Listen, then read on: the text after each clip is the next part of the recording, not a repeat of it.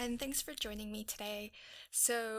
I just got this in the mail. It's one of Spellbinders card kits of the month, and this one is actually from January of this year, 2020, and it's called Love the Moment.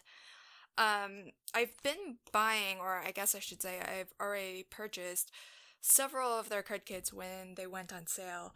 This one wasn't on sale, but Spellbinders did offer a promotion where they were giving away a different card kit with a purchase of a certain dollar amount. And so I figured if I bought this card kit and they gave me the other card kit, then that's essentially like getting it for 50% off.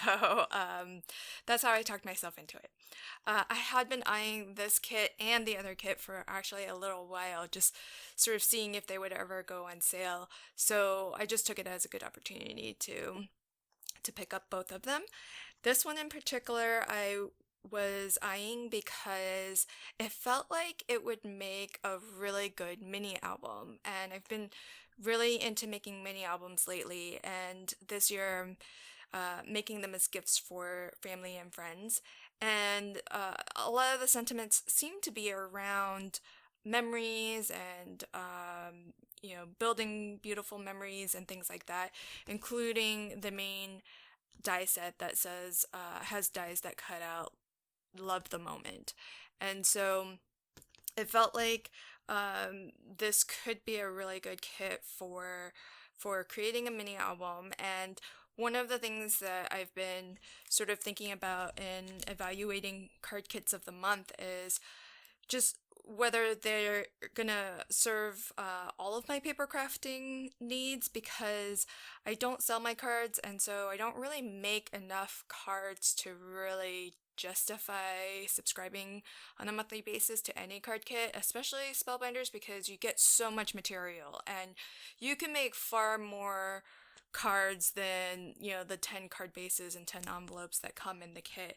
And so if I were to subscribe to their card kit, I would never be able to use up everything, and I would just continue to accumulate materials, which isn't really a goal of mine. So I'm trying to see whether these kits can be used for mini albums as well. And so when I saw this kit, I had it in mind to create a mini album using the kit contents. Now, normally I would probably try to create an album that was maybe around 6x6 in size, but I thought I would do something a little bit different and a little fun just to see if it worked. I'm actually going to use the 10 card bases that come in the kit, and I'm going to see if I can actually use those as my base pages. And while it's gonna be a small album, I think it'll be fun and possibly just be like something kind of pocket size that you can sort of like a brag book that you can carry around with you and show off to family or friends or coworkers.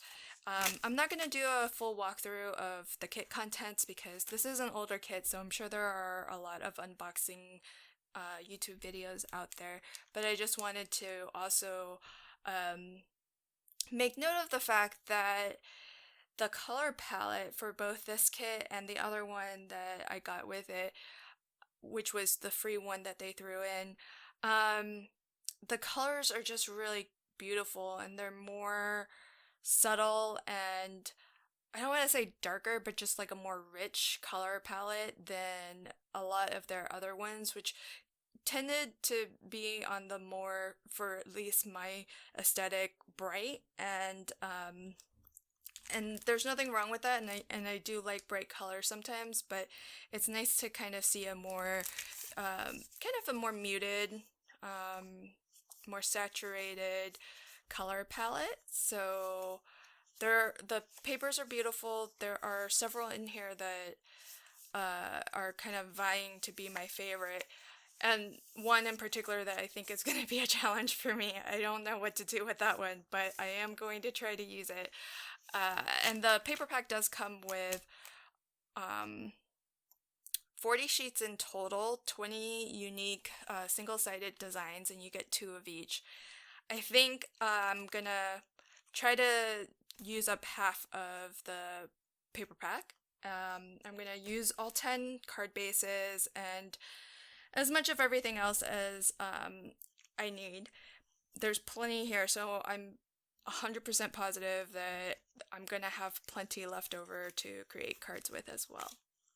So I'm gonna set all of this aside and I'm gonna start to build my card bases or page bases using the card bases.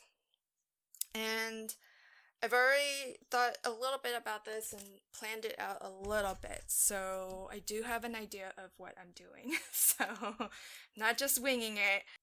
There's going to be, as I mentioned, 5 page signatures in total, and so here's all I did to create the page signature. So this is your standard card,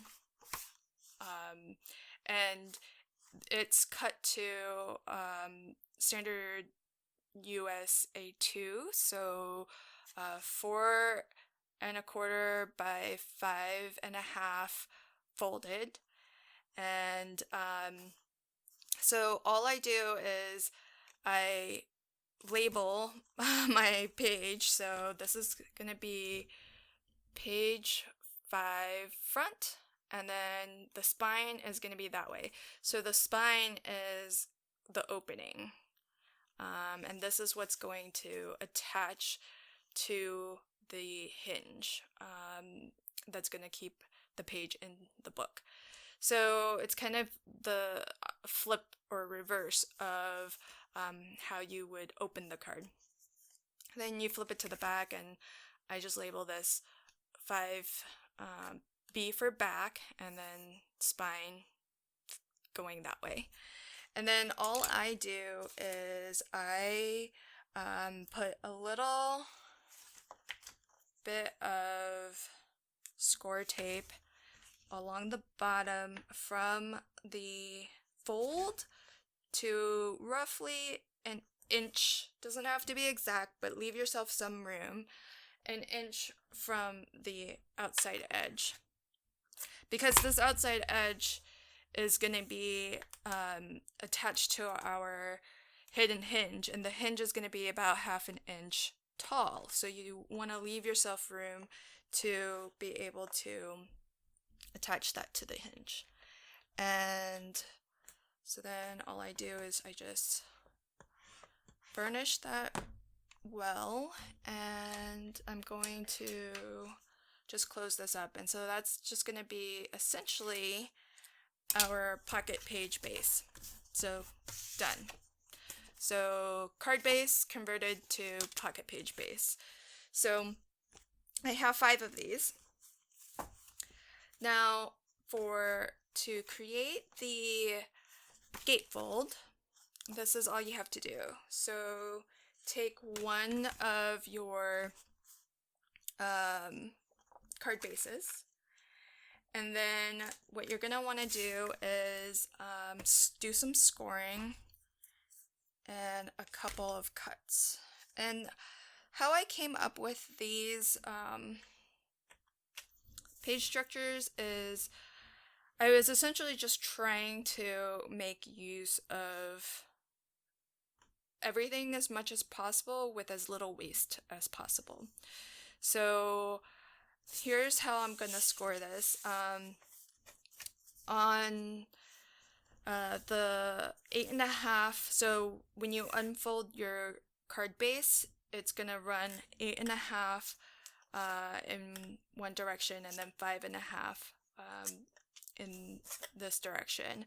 So if you orient your card base landscape where 8½ is going from left to right, you want to score at 1/2 inch.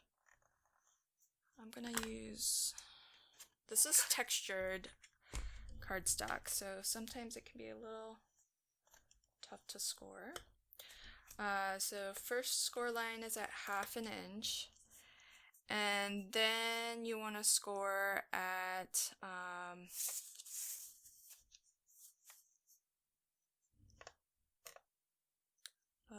see. Then you want to score at 3 3/4.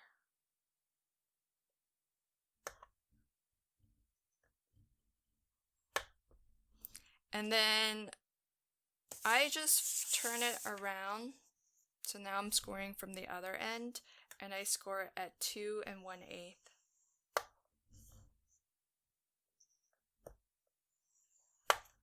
So now that I've got all of those score lines in, I do have to make some cuts, 2 to be exact. And you can, now that you've scored it, you can either cut it by hand, or if you have a paper trimmer, go ahead and use your paper trimmer. But let me just write this out so that you can kind of see where I'm cutting.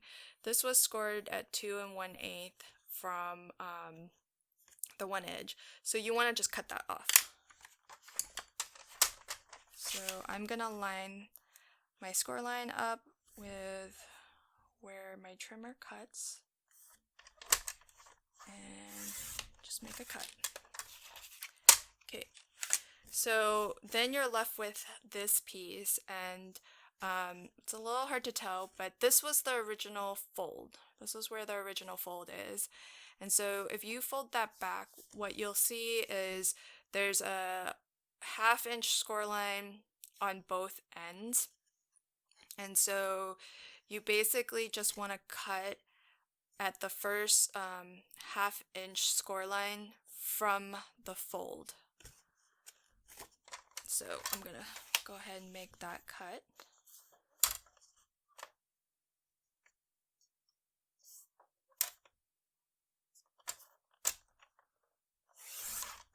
Okay.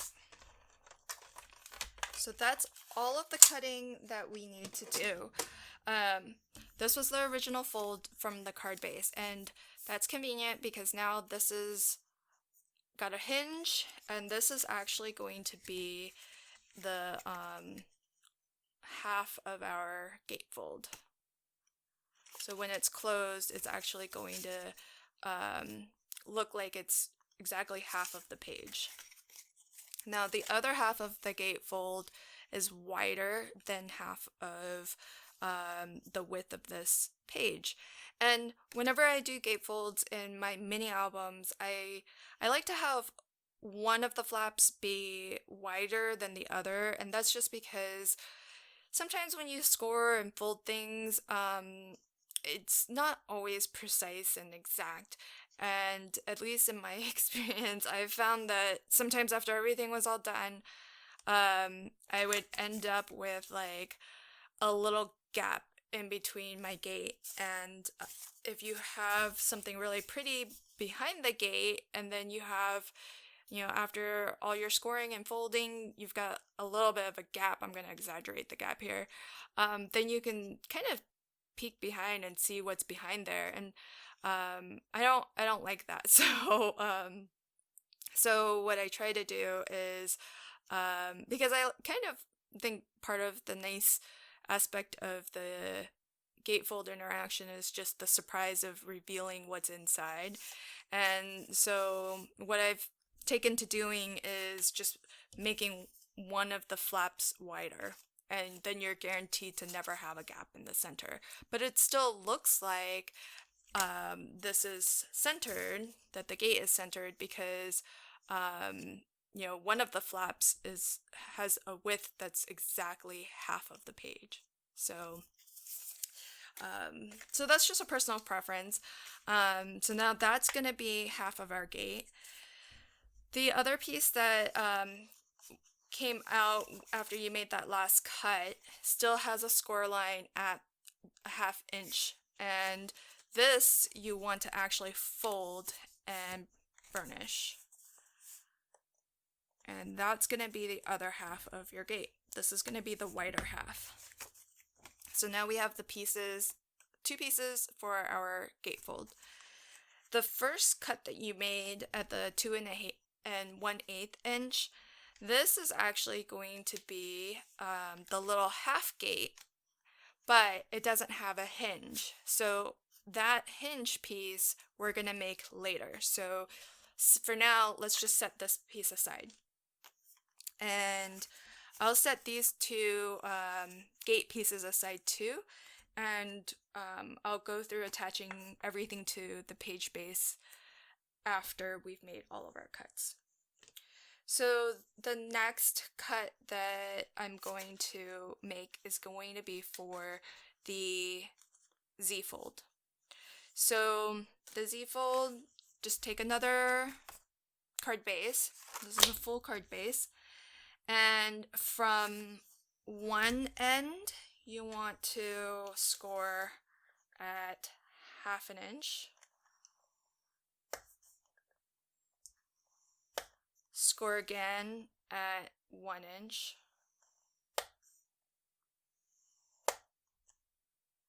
And then flip this around. And by the way, we're scoring with the 8.5 running across the top. So we just flipped it over, and on this side, score at 1 inch. This also needs to be cut, and so I'm gonna bring out my little trimmer again, and you want to cut on both ends just at the first score line. So I'll just cut this one first. This is the 1 inch score line that we just made. I'll cut that off.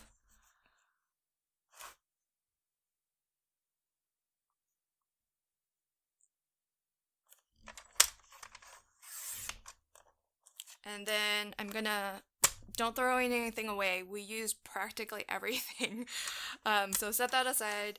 Turn this around, and at the first score line, which is at 1/2 inch, you want to cut there. And again, this is a small piece, but it's going to get used, so don't throw it away.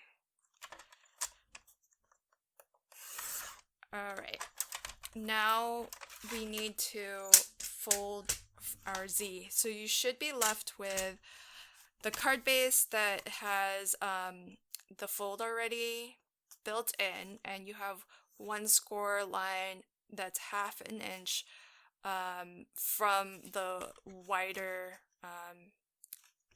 half of the page, and you just want to fold that back. Fold that and give it a good burnish. So this is going to become our Z-fold. So I'll set that aside. These two pieces, so now you have a 1 inch by 5.5. This is going to need a score line at 1/2 inch.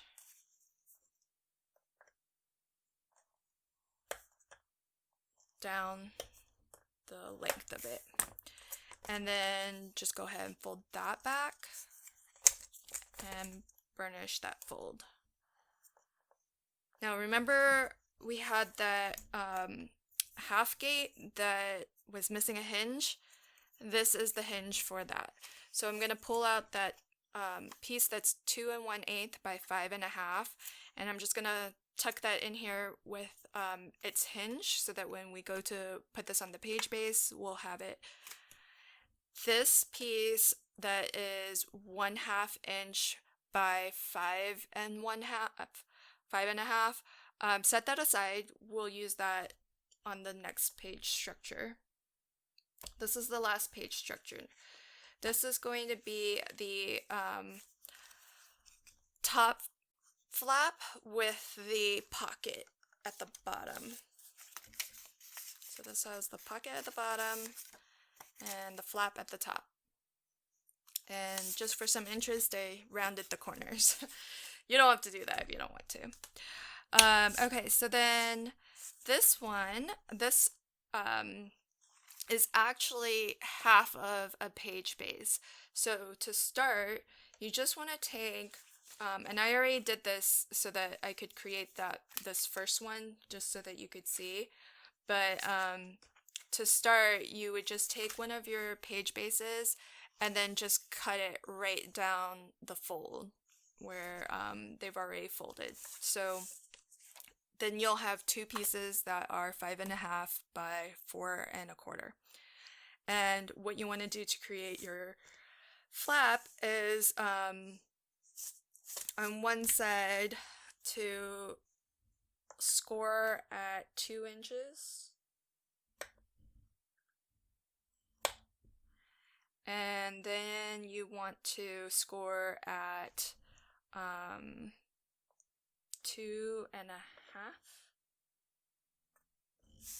Let me double check. 2 inches. Yes. So first score line, and this is 5.5 going across the top. So score at 2 inches, score at 2.5, and then score at 3.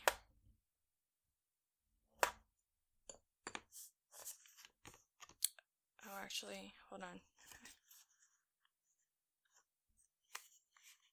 Ignore that last score. Just score at 2 and 2.5.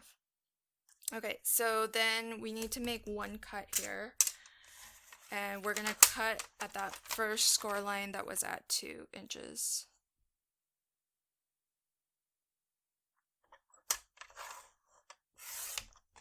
Okay.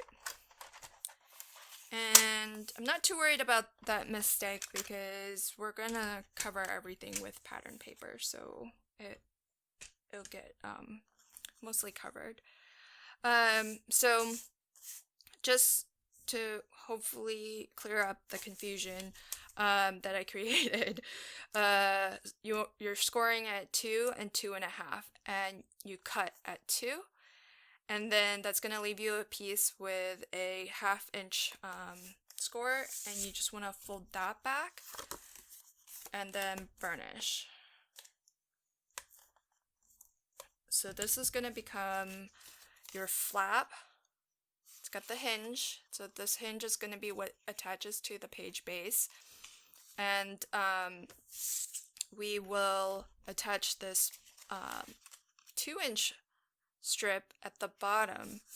Now this is fairly small as a pocket, and so one way to install pockets onto your mini album pages is to cut a piece that's actually larger than your page base to accommodate maybe 1/4 inch or a 1/2 inch hinge that you can then fold back and attach to your page base. And when you do that, you essentially get the full kind of size of your pocket as usable space to put something in.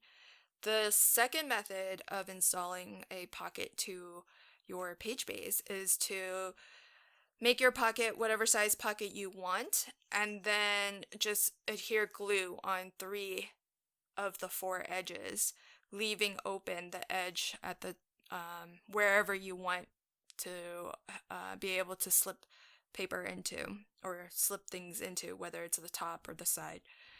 And so if you did that method where you're putting adhesive on 3 of the 4 edges, you lose a little bit of space because it's glued down.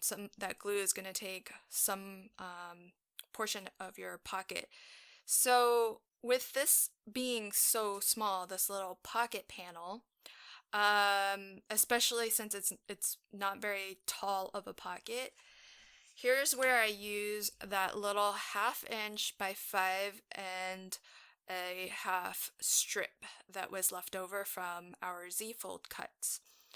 This I'm going to make as a small hinge for the bottom of my pocket, because at least this way I can use the full height of this pocket panel, and I'll lose a little bit on the left and right sides where I have to put some glue to adhere it to the page base, but at least I can have I'd rather have that little bit of extra space top and bottom because it's already so small.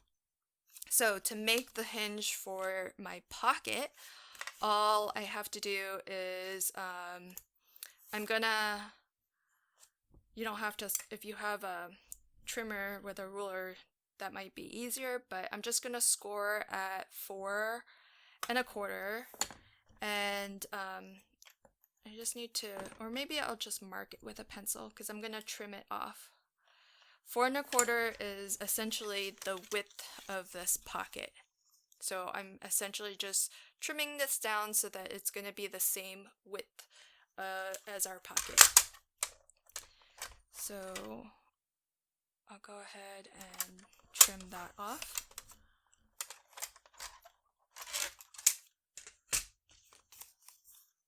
Okay, so now my hinge is the same width as my pocket, and now I just have to score. This is just a 1/2 inch, so we're gonna score at 1/4 of an inch, essentially just putting a score line down the middle.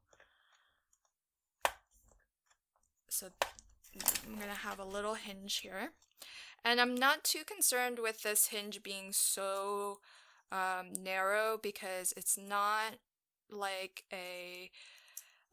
it's not like the other pages, which are flaps that get open and closed and they're going to get exercised a lot. This is going to get glued down, and it's going to just stay glued down because it's the bottom of our pocket. So I think for this size album, you're not going to be able to load like a ton in there. So I think this should hold up just fine. So I'm going to put these two together, and now we have the pieces for that page structure, and we've done all of our scoring and cutting and folding. So now the only thing that's left over from those 10 card bases are these little strips. I think technically this was a little bit I miscut and then I had to cut it again, but that's all we're throwing away. So you can see that if you use this sort of album structure, you really are maximizing your card. So I'm going to put this away, and then let me just show you how to create or put these page layouts onto their page bases. So I find it helpful to have my page bases kind of in front of me so that I can sort of flip through as if this was the album, and that way I can know which way and how to orient everything. So this is page 1 front, gatefold, flip it over, half gate. Spine is right here. Let me put, I'll put my bone folder where the spine is. Okay, so then one of the things that I like to keep in mind when I am sort of determining where and how my flips and flaps should go is I like generally for things to fold away from the spine. And that's not always possible, and sometimes with more interesting flips and flaps like Z-folds, you're going to be flipping back and forth. But in general, I like for things to flip away from the spine when there's a choice. So then that was the first page signature. The second page signature, the front is going to be blank. So then we're going to flip it over, and here we have our Z-fold. And so the first flip of the Z-fold is out away from the spine, and then you've got this flip that does go towards the spine. So that's an instance where it can't really be helped because it's a Z-fold, so it folds both ways. So that was the second page signature on the back. Now here's the third page signature front, and I've got the spine pointed this way. I can always double check also because I did attach the bottom with that little bit of tape, and I did leave this open so that this can attach to my hinge. So just always double checking. So what I want to do for my third page signature, the front of my third page signature, is I want to mirror this gatefold here. So I'm going to pull out my gatefold piece, and here's where this flips, this opens this way, and then this way. So my gate kind of goes like that. So on this side, I sort of want something similar to happen, where the gate kind of opens, in the opposite, in the reverse, so that they mirror each other. So that means I have to fold back. So this little half inch that's folded down here, this is the hinge that's going to get attached to my page base. So I need to fold that back so that now it's a Z, because that's going to go down onto my page like this, and that way these will open like that, and then they'll open like that. So you can see that they're going to mirror each other. Okay, so then all we need to do is now attach this hinge to our page base. And whenever I am doing anything structural, I try to use the strongest adhesive that I have. So if I'm building the cover or the spine or any of these interactive elements, I like to use the strongest adhesive I have, which is score tape in my case. And so I'm just going to put a line of score tape on this hinge. Just want to make sure that I burnish this, because I did flip it back. Okay, and this is a 1/2 inch hinge, and I keep 3/8 inch score tape around pretty much all the time, because it's perfect for adhering onto hinges. And if you're gonna err on any side, err on the edge that is the outer edge where the fold is, because then you'll have less gaping and lift.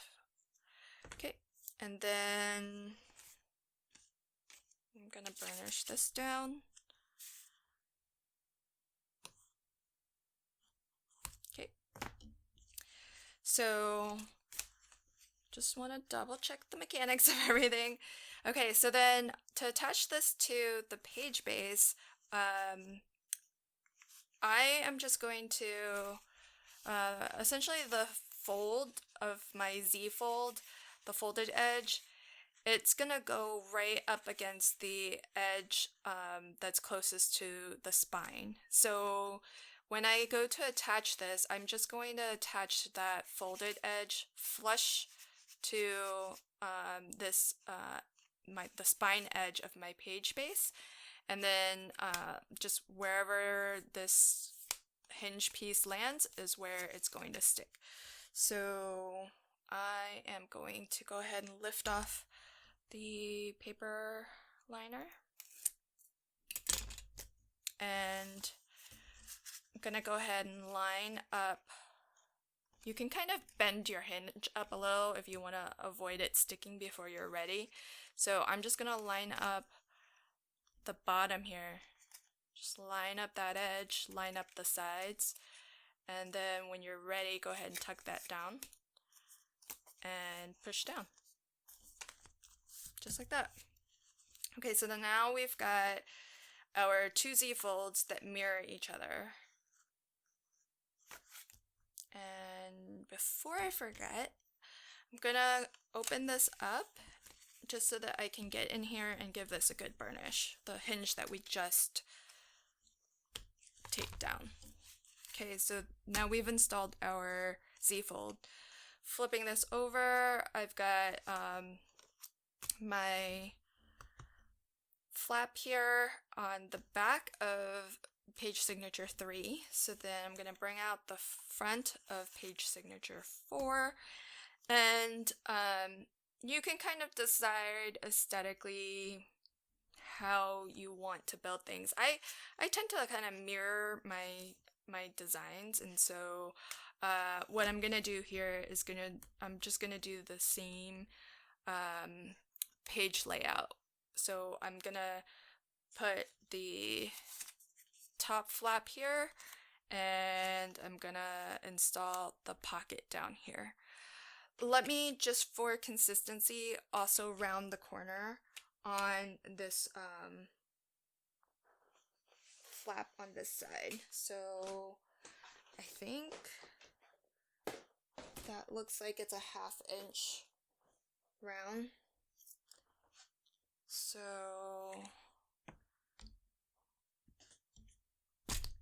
let me see. Yeah, that's 1/2 inch. Okay, this is just an EK Success corner rounder.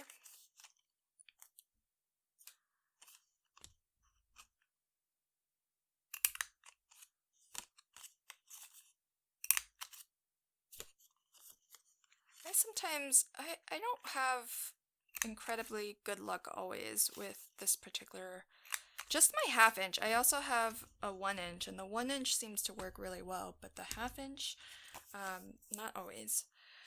Okay, so got that ready. Let me install this little hinge for our pocket, and then we can put everything onto our page. So I'm just giving this hinge a really good burnish, and it is pretty small, so I'm gonna use my 1/4 inch score tape on this. And so start off with, this is basically gonna go edge to edge because we started off with a 1/2 inch piece, and I'm just gonna snip it.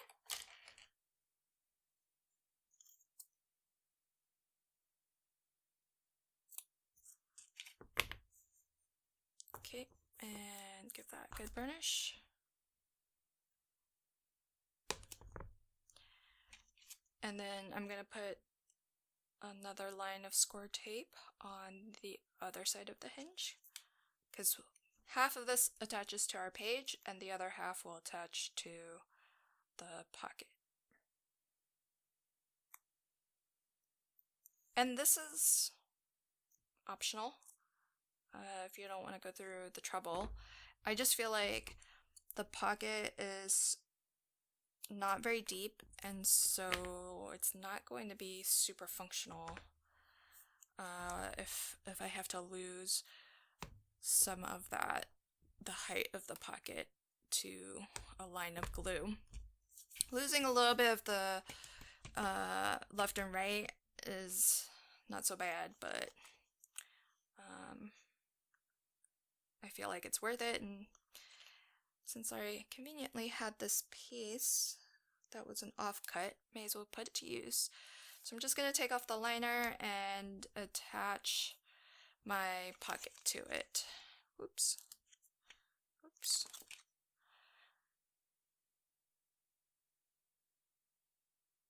Okay.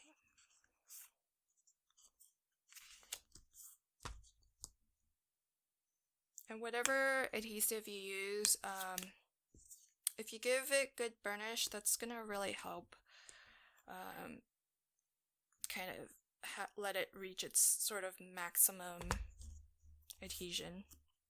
Okay, so then our top flap, let's also put some adhesive on the back of this hinge as well, and then we can attach both of these pieces to our page base. So I'm gonna run this from edge to edge.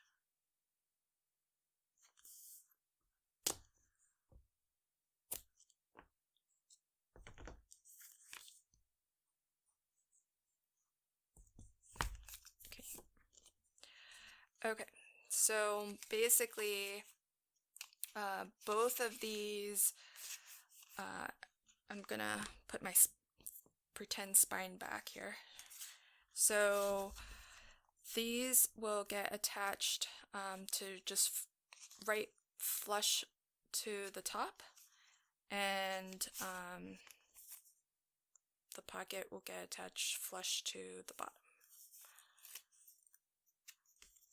The other way you could attach to this is you could actually tuck this hinge behind here. You would just want to put your adhesive on the inside, not the outside like how I have it. Either way is fine.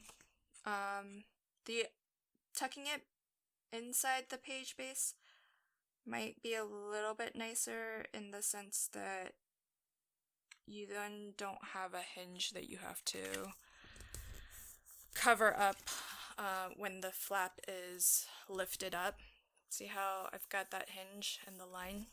But everything's gonna have some decorative pattern paper over it, so I'm not too worried about that. And then I'm gonna pull off the liner to my pocket, and before I adhere this, I am going to put a line of liquid glue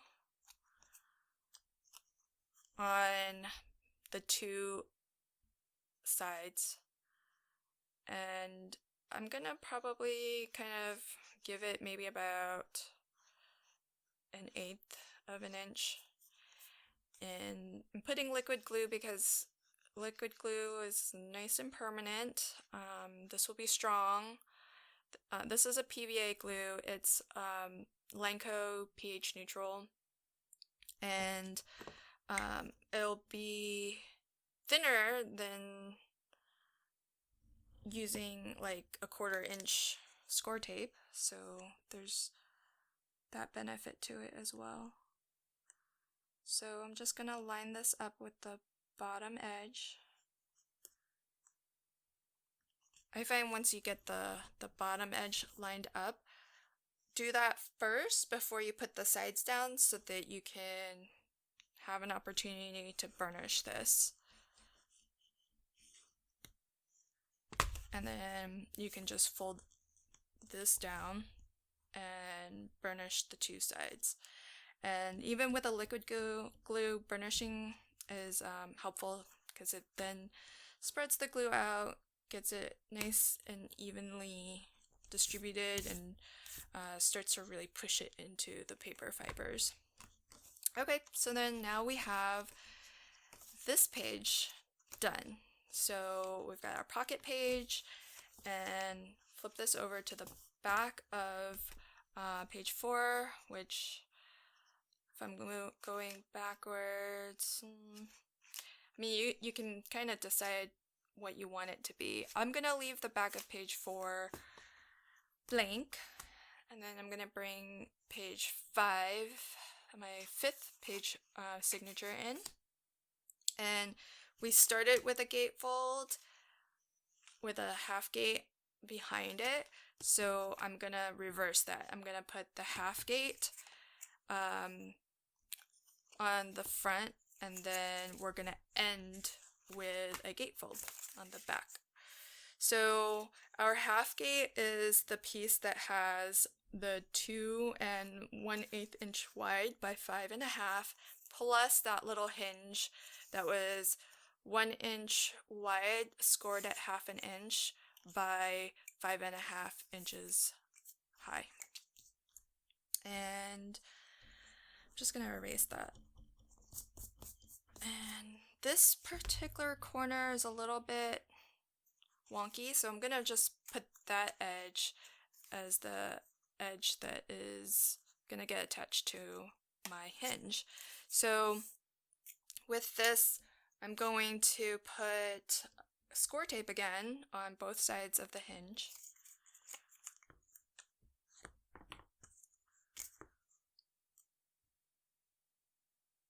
And I try really hard not to touch the adhesive at all, because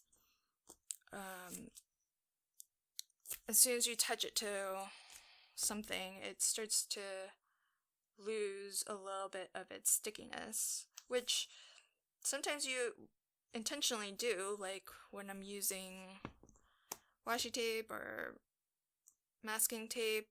just to hold a die down for die cutting, I'll do that. But in this case, we want to preserve as much adhesive strength as possible. When I'm making larger albums, I'll actually reinforce anything that's moving with oh,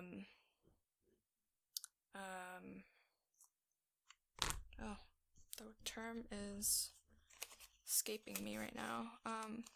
Tyvek.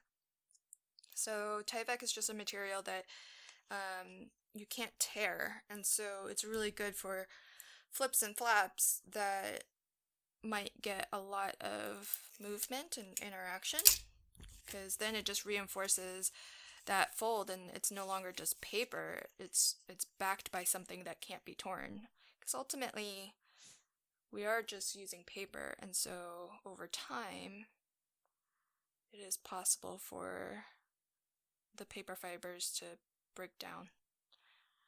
So all I'm doing is just lining this hinge up with the edge and open that up, give it a good burnish. And so here's our faux spine. And as I mentioned earlier, I like to keep my flaps, if possible, to at least initially, open away from the spine. I just think it gets cramped when you're, on the interior inside. So if you're opening away from the spine, then you have more room, like on this outer edge here. So that's why I like to kind of position my pages like this, just so that I know I always have an eye on where the spine is. I also note it on my page base too, but you'd be surprised. Sometimes I don't notice that, but when I have it laid out like a book, as if, I was flipping through it, I'm a lot less likely to make the sorts of mistakes where I have stuff going opposite of my intention. But at the end of the day, it's still going to be functional and it'll work just fine. It's just, for me, a personal preference to do it that way.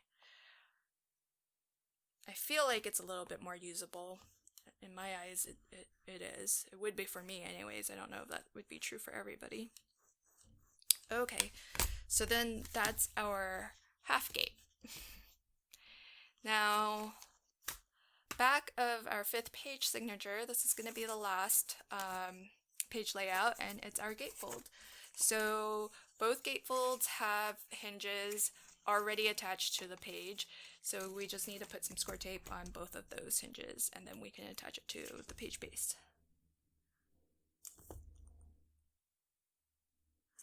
Other strong tapes that are good options are redline tape or any kind of high tack tape.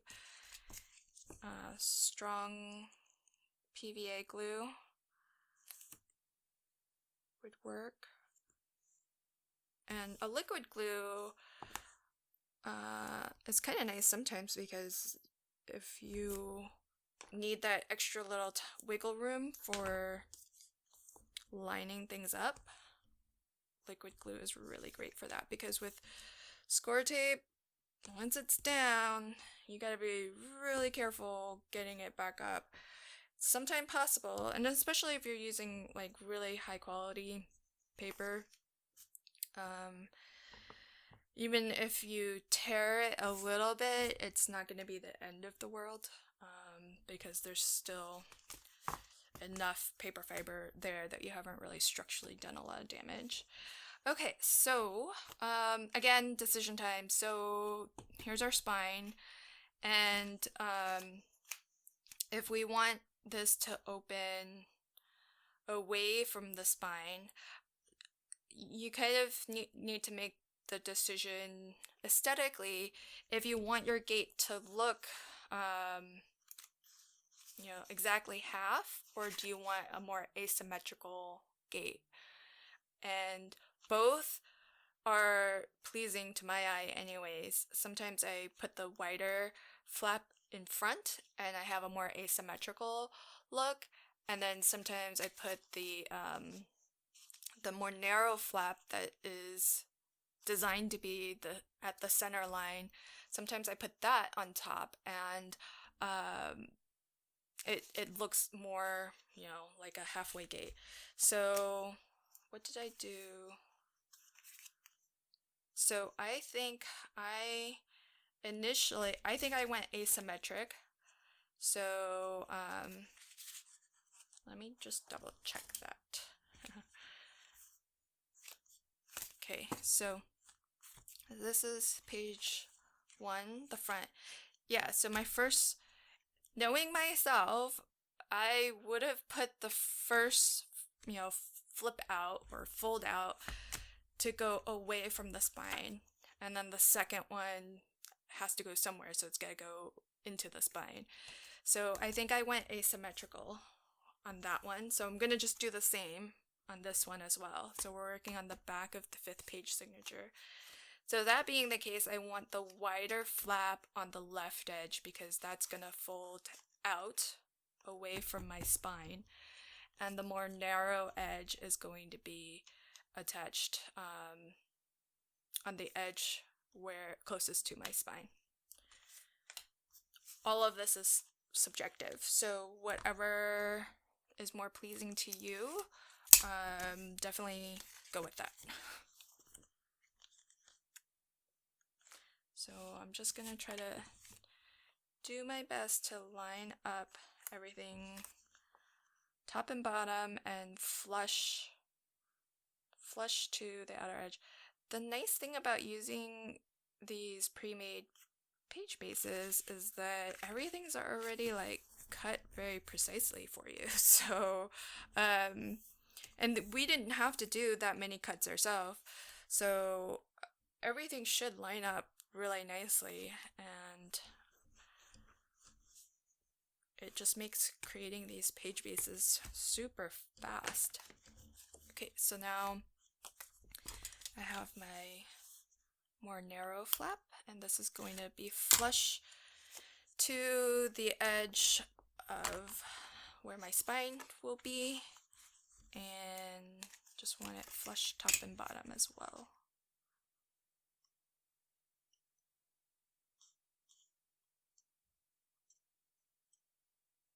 Okay, so there we have it, and I'm gonna give that a good burnish. Oops.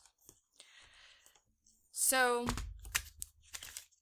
now we've got 5 page signatures with a lot of interesting things happening. Got lots of flips and flops and even pockets. Let me just show you. This is a 3x4 little photo template, and I make these for myself in a variety of sizes, and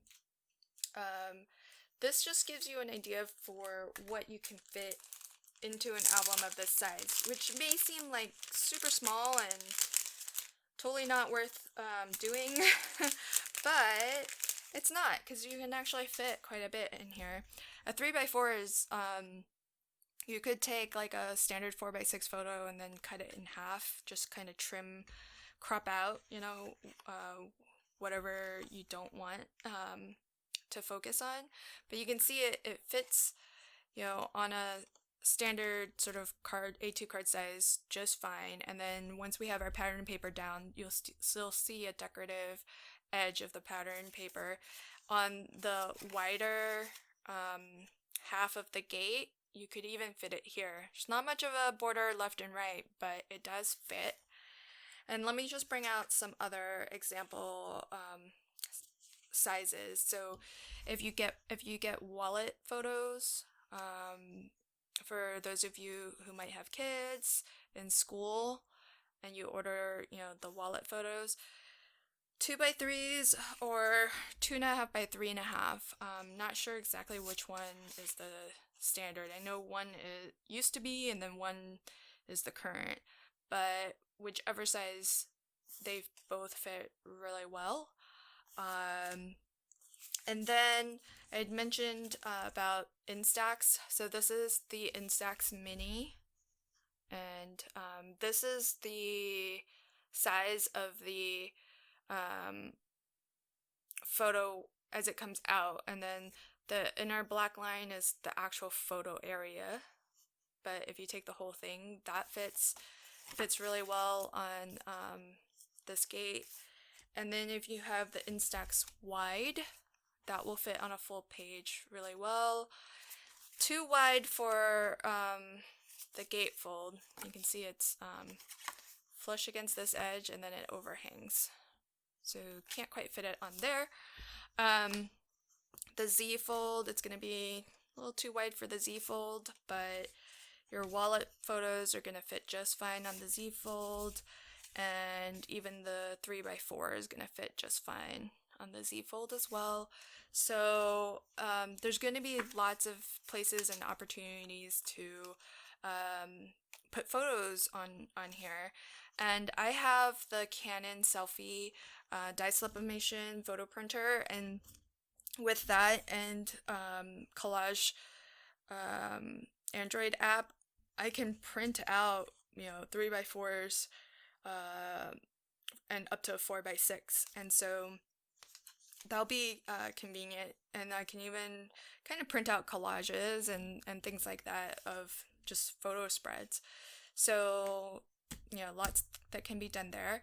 And then you might wonder, okay, what's this half flap gonna be good for? In some ways it can just be decorative, but my thought behind including it was that this might be a good spot for journaling. So let's say I've got like a 3x4 photo here. I don't have an Instax, but maybe I could put a photo there and a photo here, and then on this inside more narrow flap, I could actually write a little explanation or description of whatever photos I've chosen to place on this page, on this gatefold page. So I think that there's sort of interesting things that can be done there. And then this flap here, the top flap and the pocket, the top flap can't quite fit a 3x4, but it can fit landscape a 2.5 by 3.5 really well. So you can fit that there, tuck one behind the flap, and you can even tuck one under the flap. And then you can put tags here to just do some more journaling, and the tag will keep the flap closed. So so lots of different things that you can do on this layout as well. And so in my next video, I am going to show you how I am going to cut down my pattern paper to decorate these pages, and then we'll put everything together. There is still the step of creating the cover, the spine, and the hinge, and I'll cover all of those in a separate video as well. I like to do that towards the end, just because the last thing I do is put my pages into my spine. I like to kind of have everything decorated, and then I have an idea for how much space I need between each page, because then that'll help determine how I score my custom hidden hinge. And so we'll get more into that when we get to that point, but for now we've got all of our page spaces done. The next step will be to cover them with pattern paper, and then you could also do your embellishments then as well. I like to, again, design and decorate everything outside of the cover and spine. That way, anywhere that I need to kind of give a good burnish, it's much easier to burnish things when it's outside of your book and you can lay everything down flat. Okay, so stay tuned for my next video when we start with the decorating. Thanks so much. Have a fantastic day.